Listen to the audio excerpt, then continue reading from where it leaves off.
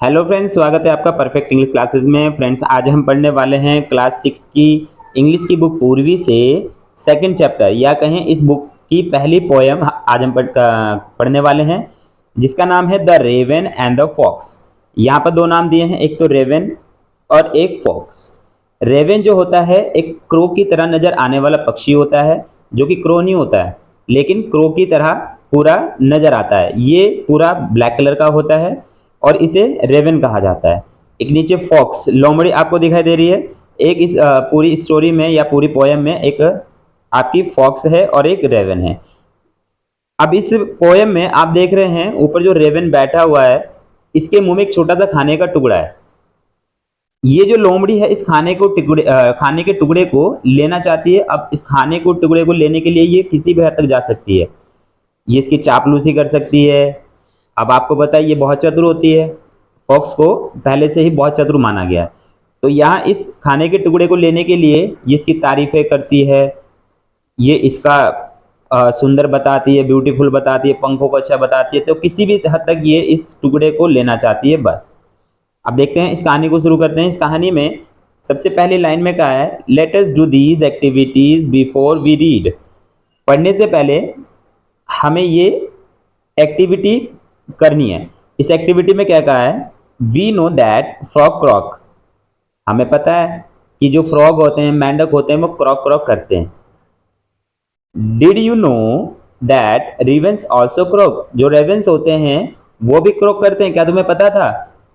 जो मेंढक होते हैं वो क्रॉक क्रॉक करते हैं, आपने बरसात में सुना भी होगा। जो रेवेंस होते हैं वो भी क्रॉक क्रॉक करते हैं और क्रो जो होते हैं वो भी क्रॉक क्रॉक करते हैं।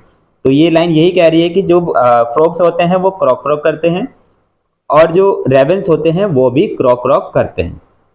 आगे सेकंड लाइन में क्या है, which animal is shown to be cunning cunning in stories, circle the correct answer. Cunning, cunning का मतलब होता है चतुर, चालाक।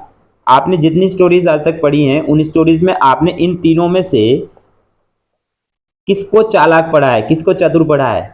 तो फ्रेंड्स, अगर बात करें टाइगर की, आज तक हमने पढ़ा है कि टाइगर बहादुर होता है, निडर होता है, वो शिकार को कहीं से भी पकड़ लेता है, दौड़ के पकड़ लेता है, बहुत तेजी से दौड़ के पकड़ लेता है। लेकिन हमने आज तक ये नहीं पढ़ा कि वो चतुर होता है, निडर बहुत होता है। ऐसे ही सेकंड पॉइंट पे दिया है, सेकंड नंबर पे फॉक्स। फॉक्स को हम पहले से ही चतुर पढ़ते आ रहे हैं, वो पहले से ही हम इसे चालाक पढ़ते आ रहे हैं। आपने चतुर लोमड़ी का एक किस्सा भी सुना होगा या कहानी भी पढ़ी होगी।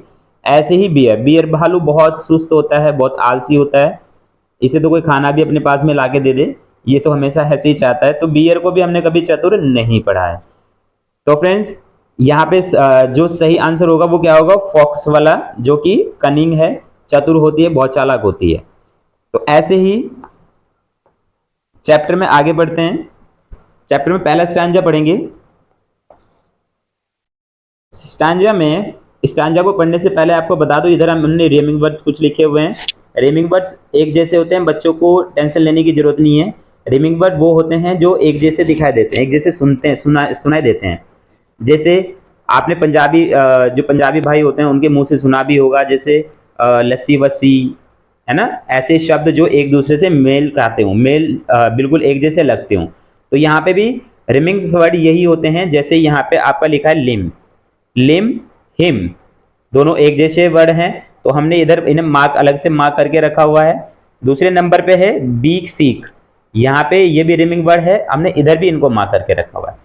तो पोएम को शुरू करने से पहले आपको मैं पहले ही ये बता दूं, ये बहुत इंपॉर्टेंट होते हैं, क्योंकि अधिकतर जब एग्जाम होते हैं तो एग्जाम में रिमिंग वर्ड्स अधिकतर पूछे जाते हैं।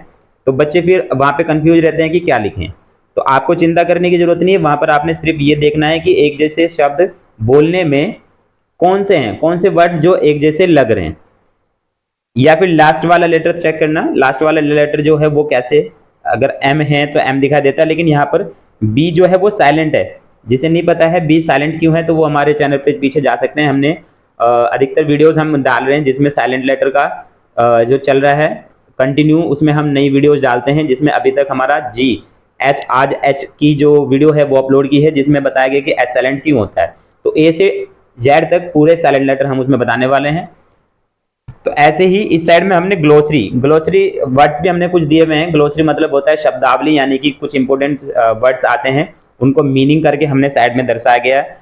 तो चलिए शुरू करते हैं पोएम को। पोएम की पहली लाइन कहती है, मिस्टर स्टांजा जो है, पहला स्टांजा जो पढ़ते हैं हम उसका ध्यान देना।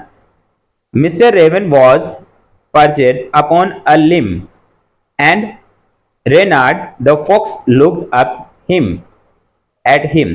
अब देखो मिस्टर रेवन, यहां पर मिस्टर रेवन कौन है? ये जो ऊपर पक्षी बैठा हुआ है, Mister Raven was perched upon a limb।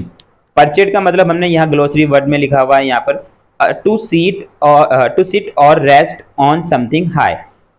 कोई ऊपर की तरफ बैठा हो, हाई यानी ऊपर की तरफ बैठा हो, उसे हम परचेड पढ़ते हैं। बैठा हो वहां पर, ऊपर बैठ के रेस्ट कर रहा हो या खाना खा रहा हो, कुछ भी हो, लेकिन ऊपर की तरफ थोड़ा हाइट में बैठा हुआ, उसे हम परचेड पढ़ते हैं। तो Mr raven was perched upon a limb. Limb, ठीक है। अब आगे लिम का भी हमने लिखा है। लिम क्या होता है? Birds wings branch of a tree. जो यहाँ पर आप छोटी सी ये ब्रांच देख रहे हैं, ब्रांच को भी हम लिम कहते हैं। और ऐसे ही जो क्रो है, क्रो का जो पंख, विंग्स होते हैं, विंग से लेके पैर तक के हिस्से को, एक विंग से एक पैर के हिस्से को कहते हैं लिम, हम उसे भी कहते हैं। लेकिन यहाँ पर हम इसका यूज जो है पेड़ की टहनी यानी ब्रांच के लिए यूज कर रहे हैं। तो लिखा हुआ है limb, birds wings branch of a tree. Branch of a tree के लिए बात कर रहे हैं। तो Mr Raven was perched upon a limb. Limb पर ऊपर की तरफ कौन बैठा हुआ है? रेवन बैठा, मिस्टर रेवन को बताया गया है। एंड रेनार्ड, रेनार्ड यानी कि यहाँ लोमड़ी का नाम दिया गया है, जो ये फॉक्स है इसका नाम दिया गया Reynard. Reynard the fox looked up at him. जो लेनार्ड है वो ऊपर की तरफ उसे देख रही है। अब क्यों देख रही है? क्योंकि कोए के मुंह में खाने का टुकड़ा है। अब वो उसे लेना चाहती है, वो इसे लेने के लिए किसी भी हद तक जा सकती है। चलिए स्टोरी को आगे करते हैं, पोएम में जो उसे आगे पढ़ते हैं। थर्ड लाइन कहती है, for the raven held in his great big beak. Raven की बात करें, उसने क्या पकड़ा हुआ है? ग्रेट बिग पीक में, अपनी चोंच में, a morsel the fox would go for to seek. अब जो ऊपर रेवन बैठा, रेवन ने अपने बड़ी सी चोंच में, ग्रेट बीक में एक मोरजल पकड़ा हुआ है। मोरजल क्या होता है? यहाँ पे हमने एक्सप्लेन किया। Morsel a small piece of a food और ब्रेड, छोटा सा खाने का टुकड़ा या ब्रेड का टुकड़ा जो होता है उसे मोरजल कहा जाता है। तो ऊपर जो रेवन बैठा हुआ है, उसने अपनी बड़ी सी चोंच में एक मोरजल यानी कि खाने का टुकड़ा बैठा हुआ है। और fox would go for to seek, जिसको जो फॉक्स है लेने के लिए किसी भी हद तक जा सकती है। जो नीचे लिखा है सीक, टू सर्च समथिंग, इसे ढूंढने के लिए या इसे लेने के लिए कहीं तक भी, किसी हद तक भी जा सकती है। और लोमड़ी यहीं पर, यहाँ ऐसा ही करने वाली है। अब देखते हैं आगे पोएम में क्या होता है। नेक्स्ट लाइन कहती है, से द फॉक्स। अब फॉक्स कहती है in admiring tone. Admiring tone क्या होता है? यहां लिखा है admiring tone, to like to और प्रेज समवन, यानी कि किसी से विनती, आग्रह, या फिर किसी से चापलूसी करना किसी की, या फिर बटरिंग यानी कि किसी को मक्खन लगाते हुए कहना, मक्खन लगाना। तो यहां पर एडमायरिंग टोन में कहती है, क्या कहती है? My words Sir Raven. अब देखो दिख गया, चालाकी दिख रही है। अब उसका चेहरा भी देखो यहाँ पे कैसा नजर आ रहा है, चालाकी भरा हुआ, कैसे चालाकी करके दिखा रही है। आगे देखते हैं, सर रेवन। अब सर रेवन को देखो सर कह के बुला रही है। अब देखो आगे कहते हैं, you are a handsome bird. अब तुम बहुत खूबसूरत पक्षी हो। ये रेवन को कह रही है, जबकि वो पूरा काला रहता है, पूरा ब्लैक कलर का होता है। अब देखो क्या कह रही है, you are a handsome bird, तुम एक सुंदर पक्षी हो। सच फेदर, तुम्हारे पंख। If you would only sing, बस तुम गाना गा दो। बस if you would only sing, अगर तुम गाना गा दो। अब देखो क्या कह रही है, उसे गाना गाने के लिए कह रही है। The birds of these woods would call you king. अब देखो क्या कह रही है, जो यहाँ के पक्षी है, कहाँ के? वुड्स के। वुड्स मतलब लकड़ी, वुड का मतलब लकड़ी होता है, वुड का मतलब लकड़ी होता है। लेकिन यहाँ वर्ड क्या है? WOODS। वुड्स का मतलब होता है जो मिनी जंगल। मिनी जंगल मतलब छोटा जो आसपास का एरिया होता है, आपने देखा होगा छोटे छोटे जंगल मिलते हैं, बड़े बड़े जंगल की बात नहीं कर रहे, छोटा सा जंगल जो होता है उसे कहते हैं मिनी मिनी फॉरेस्ट को क्या कहते हैं, वुड्स कहते हैं। लेकिन वुड का मीनिंग जो है वो लकड़ी होता है और वुड्स का मतलब मिनी जंगल यानी कि मिनी फॉरेस्ट होता है, छोटा जंगल होता है। तो यहाँ पे क्या है, the birds of these woods would you call a king, would call you king, कि आपको वो सारे के सारे किंग कहेंगे, आपको किंग कहेंगे। क्या अब वो क्या कह रही है, सिर्फ आपने क्या करना, एक छोटा एक गाना गा दो बस। अगर आप एक गाना गा दो तो जो यहाँ के इस मिनी जंगल मिनी फॉरेस्ट के जो बर्ड्स हैं वो आपको किंग कहेंगे। अब ऐसा क्यों कह रही है, ऐसा वो लोमड़ी चतुराई से कह रही है क्योंकि उसके मुंह में क्या है, मोर्जल, खाने का छोटा सा टुकड़ा है। अब वो गाना गाएगा तो वो नीचे गिर जाएगा। अब फॉक्स भी ये चाहती है, अब वो अपनी चतुराई से उस खाने को लेना चाह रही है। अब देखें नेक्स्ट स्टैंजा पढ़ते हैं। नेक्स्ट स्टैंजा में क्या कह रहा है, the raven who did not see the joke forgot that his voice was just a croak। अब देखो मैं आपको बता चुका हूं क्रॉक क्या होता है। क्रॉक का मतलब होता है साउंड ऑफ फ्रॉग और रेवन। जो रेवन जो साउंड है या तो फ्रॉग की या मेंढक की या रेवन की साउंड होती है या क्रॉक की साउंड होती है, उसे क्रॉक क्रॉक कहते हैं। तो यहाँ पे क्या कह रहा है, द रेवन, जो रेवन है, who did not see the joke, उसे वो मजाक पसंद, उसे मजाक जो है वो नहीं दिखाई दिया कि वो मजाक कर रही है या फिर वो अपनी चालाकी दिखा रही है, उसे वो नहीं दिखाई दिया, है ना। लेकिन उसने क्या किया, forgot that his voice was just a croak. अब वो भूल गया उसकी आवाज कैसी है, क्रॉक क्रॉक जैसी है, वो भूल गया। अब वो तो गाना गाने वाला है भैया, ये समझ लो, वो भूल गया।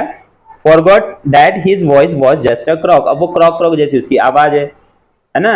लेकिन अब लोमड़ी तो अपनी चतुराई में है, फॉक्स जो है वो तो चतुराई करेगी, क्यों, क्योंकि उसके ऊपर जो बैठा रेवन बैठा है वो उससे खाना लेना है ना।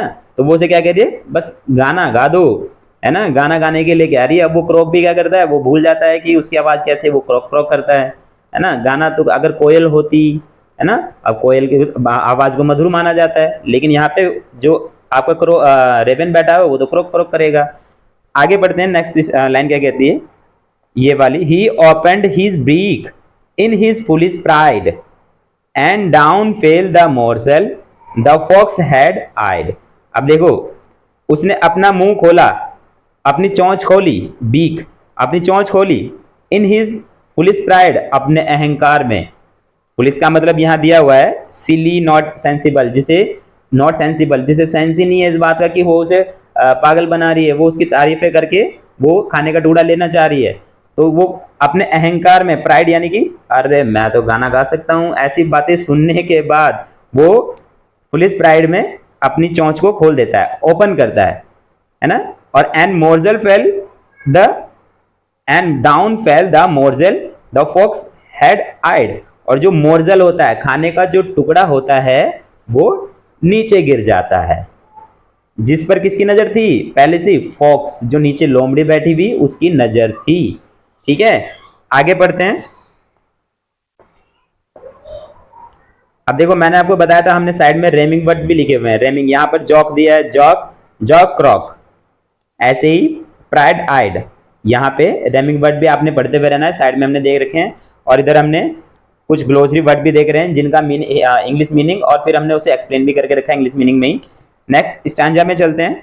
हा हा, अब यहाँ पर लोमड़ी कह रही है हा हा, अब वो हंस रही है, लाफ कर रही है। द फॉक्स, क्यों हंस रही है, and now you know ignore sweet words that make you glow.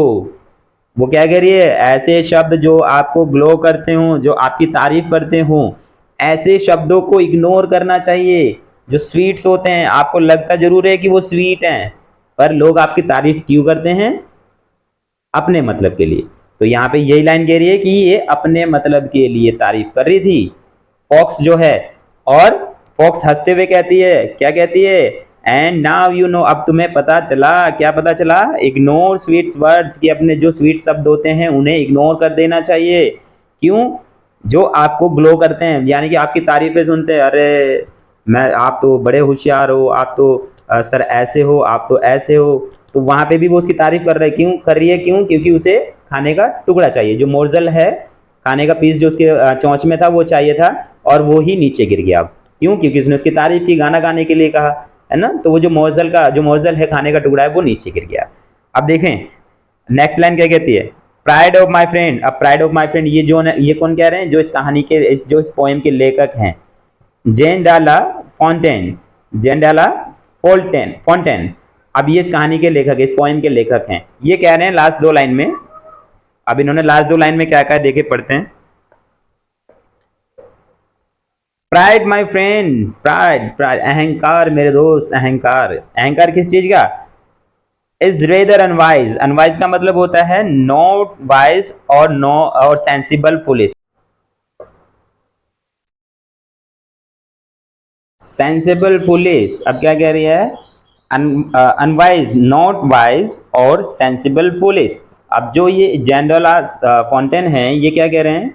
Pride my friend, pride यानी कि अहंकार मेरे दोस्त, अहंकार। My friend is rather unwise यानी कि मूर्खता, जो बेवकूफ़ी है। I am sure this teaching is quite a surprise, या मतलब कि ये कह रहे हैं कि मैं श्योर हूँ कि इससे आपको सीखने को मिलेगा, इससे आपको लेसन सीखने को मिलेगा। किस तरह का लेसन सीखने को मिलेगा? कि आपको कभी भी अहंकार में नहीं आना है, किसी के चढ़ाए में नहीं आना है कि मैं ऐसा हूँ, मैं ऐसा हूँ। लोग तो चढ़ाते हैं, लोग तो आपकी तारीफों को पुल बांधते हैं, वो अपने मतलब के लिए करते हैं। तो यहाँ पर जेंडाला फॉन्टेन जो है वो यही बात आपको समझाना चाह रहे हैं इस पोएम के माध्यम से। तो यहाँ पे इस तरफ हमने कुछ रेमिंग वर्ड्स आपके लिए लिखे हुए हैं, इधर भी रेमिंग वर्ड्स यहाँ पे जैसे आपका नो ग्लो से एंड अनवाइज सरप्राइज से, ये रेमिंग वर्ड होते हैं। इनको आपको अच्छे से पढ़ लेना है और एग्जाम में मान लो ये आने ही वाले हैं, इस तरह से आपने इनकी प्रैक्टिस करनी है। तो फ्रेंड्स आगे देखते हैं, आगे की तरफ कुछ क्वेश्चन आंसर्स आ जाते हैं। Let us discuss. अगर आपने पूरी पोएम अच्छे से रीड करी है, पूरी पोएम को अच्छे से पढ़ा है, सुना है ध्यान से, तो आप इनको अच्छे से पढ़ सकते हो, अच्छे से फिल कर सकते हो। ये मैं अपने पर्सनली आपको एडवाइस करता हूँ कि अच्छे से पोएम को पढ़ना और अच्छे से उसको सुनना, और सुनने के साथ साथ ही आप इन जितने भी क्वेश्चन आंसर्स होंगे इनको आप आसानी से, जितने भी आगे क्वेश्चन आंसर्स आने वाले हैं, अपने आप ही फिल कर सकते हो। मैचअप होंगे वो भी आप अपने आप कर सकते हो। कुछ एक मैं आपको मैचअप या फिल करके दिखा देता हूँ कैसे, फिर आगे आप अपने आप कर लेना।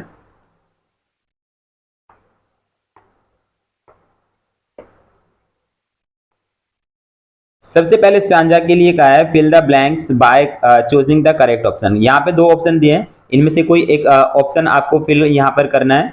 फर्स्ट वाले में कहता है Mister Raven is a bird और फ्रॉग। मिस्टर रेवन जो है वो बर्ड है या फ्रॉग है? अब आपको मैंने बता दिया, शुरुआत की लाइन में ही मैंने आपको बताया था कि जो मिस्टर रेवन है वो क्या होते हैं? एक बर्ड होते हैं। तो यहाँ पर आपको बर्ड फिल करना है। सेकेंड लाइन में कहा है, सेकेंड क्वेश्चन में the name of the fox is Raven या रेनार्ड।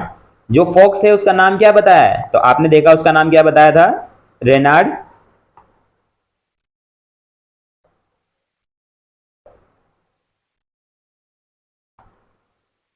तो जो फॉक्स है उसका नाम रेनार्ड बताया था।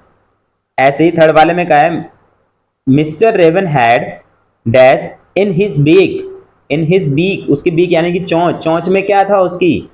अ piece of a food, a bunch of leaves, पत्तियां, पत्तियों का गुच्छा था या पीस ऑफ फूड था? तो आपने देखा जो रेवन है उसकी चोंच में क्या था? अ पीस ऑफ फूड, एक छोटा सा टुकड़ा, खाने का टुकड़ा उसने चोंच में पकड़ा हुआ था। सेकंड स्टांजा से ये फिल इन द ब्लैंक्स आए हुए हैं। फर्स्ट में कहता है the fox calls the raven a dash bird. अब वो उसे फुलिश कहता है या गुड लुकिंग कहता है? अब देखो वो उसकी तारीफ करेगा तो मूर्ख तो बताएगा नहीं उसे, उसने उसकी तारीफ करी है, वो क्या कह रहा है? यू लुकिंग गुड, आप बहुत अच्छे हैं, आपके पंख अच्छे हैं, वो उसकी तारीफें कर रहा है। क्यों? क्योंकि उसे खाने का टुकड़ा चाहिए, है ना, जो उसके मुंह में रेवन के मुंह में खाने का छोटा सा टुकड़ा है खाने का, वो उसे लेना चाहता है, इसलिए उसकी तारीफें कर रहा है, गुड लुकिंग कहता है। तो यहाँ पे भी आपको क्या लिखना है? Good looking.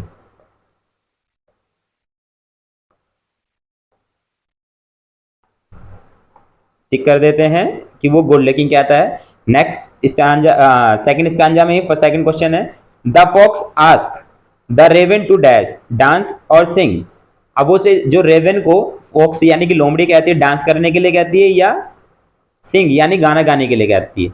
वो उसे गाना गाने के लिए कहती है। क्यों? क्योंकि अगर वो गाना गाएगा तो उसके मुंह में जो खाना है, पीस ऑफ फूड है, वो नीचे गिर जाएगा। जो उसने अपने मुंह में खाने का टुकड़ा लिया हुआ वो नीचे गिर जाएगा। तो ऐसे ही थर्ड वाला जो क्वेश्चन है वो क्या कहता है? The raven and the fox live in the trees और वुड। अब वो वुड्स यानी कि वुड्स क्या है, मिनी जंगल है, और ट्रीज क्या है, पेड़ है, जो पेड़ पौधे हैं, पेड़ हैं। तो वो पेड़ में रहते हैं या वुड्स में रहते हैं? वुड्स मैंने आपको बताया था मिनी जंगल होता है, तो दोनों कहाँ रहते हैं? वो मिनी जंगल में रहते हैं, है ना। तो आपको मिनी जंगल को टिक करना है, बाकी मैं हटा दे रहा हूं, सिर्फ यही आपके लिए टिक कर रहा हूं जो आपको टिक करना है। थर्ड स्टैंजा में कहता है the raven dash that he croaked. जो रेवन है वो क्या कर गया, उसे याद था या वो भूल गया था किस चीज के बारे में, कि वो क्रॉक क्रॉक करता है, ना कि अच्छा गाना गा सकता है। कौन? रेवन। वो याद आ गया था या भूल गया था? वो भूल गया था कि वो क्रॉक क्रॉक करता है। भैया उसे तो गाना गाना आता ही नहीं है, उसकी आवाज तो सुंदर है ही नहीं, जैसे कोयल की होती है वैसी आवाज तो उसकी है ही नहीं, है ना। तो वो भूल गया था, फॉरगॉट। ठीक है, तो मैंने टिक कर दिया है, आपको वो ध्यान रखना है। आगे का है थर्ड वाले में और सेकंड वाले में, the raven open its beak to eat और सिंग। कि उसने अपनी चोंच, मिस्टर रेवन ने अपनी चोंच क्यों खोली? खाना खाने के लिए या सिंग करने के लिए, गाना गाने के लिए? उसने गाना गाने के लिए अपनी चोंच को ओपन किया था, है ना। तो आपको यहां पे टिक करना है सिंग के लिए। बाकी मैं आपका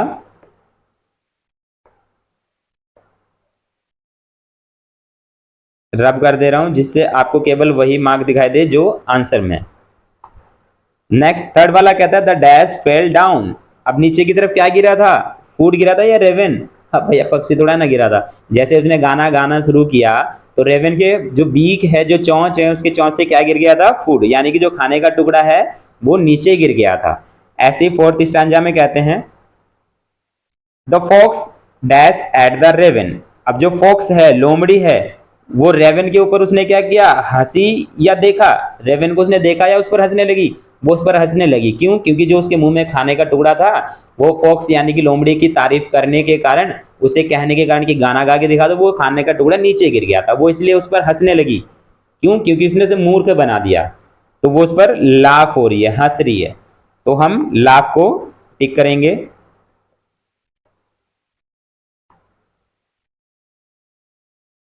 सेकंड में कहती है it is not dash to be too proud of oneself, wise और अनवाइज। ठीक है, तो ये दो आपको फिल करने हैं और फिल करके कमेंट में हमें बताना है कि इन दोनों में क्या आएगा। ठीक है, ये आपके लिए वर्क है, होमवर्क है। नेक्स्ट पे चलते हैं, नेक्स्ट पेज पे देखते हैं क्या कौन से क्वेश्चन आंसर है। एक पेज और मैं आपको करके दिखा देता हूँ, फिर आपको नेक्स्ट अपने आप करने सारे। ठीक है, और यहाँ पे तो मैचअप है, मैचअप बहुत ईजी है, आपको मैचअप अपने आप कर सकते हो। चलिए मैं बता देता हूँ फिर भी मैचअप कैसे करने हैं। यहाँ पे पर्च दिया है, परचेट का मतलब मैंने आपको पीछे बताया है, पीछे साइड में जो ग्लोसरी वर्ड्स हैं उधर मैंने लिखा हुआ था। परचेट का मीनिंग क्या होता है? परचेट मतलब ऊपर की तरफ कोई बैठा होगा, या तो पक्षी या कोई भी बैठा होता है, उसे कहते हैं। तो यहाँ पे देखने इसमें कौन है, कहाँ पर है, वो चीज आप लिख देना।